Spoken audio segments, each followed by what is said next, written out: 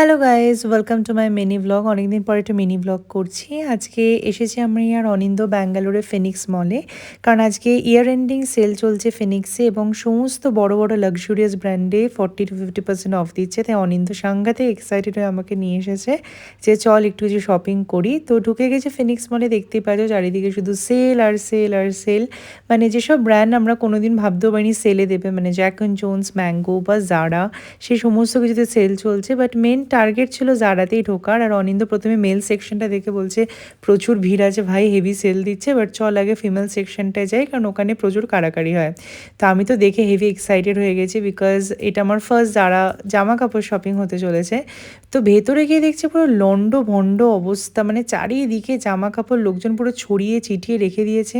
আমার তো মনে হয় যে পাতি আমি কোনো একটা দোকানে এসেছি জামা কাপড় কিনতে, লোকজন প্রচুর লাইন দিয়ে জামা কাপড় কিনছে।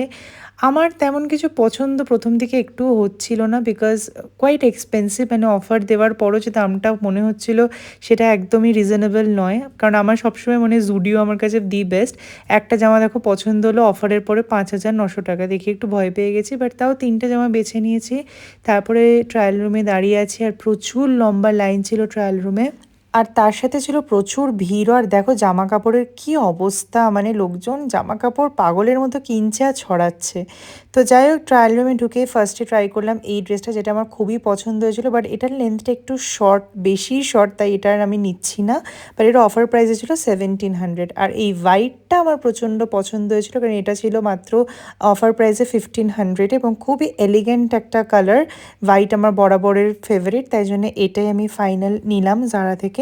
তারপর জারা থেকে বেরিয়ে গেলাম এবং তারপরে গেলাম ওপরে ক্রস ওয়ার্ডে, কারণ ওখানেও দিচ্ছিল সেল, আর পেয়ে গেছি আমার ট্র্যাকুলাই বইটা, যেটা অফার প্রাইস ছিল 400। তো যাই হোক, এই দুটো জিনিসই আমরা কেনাকাটা করে বেরিয়ে গেছি মল থেকে। অ্যান্ড দ্যাটস অল, এটাই ছিল আজকের ব্লগটা।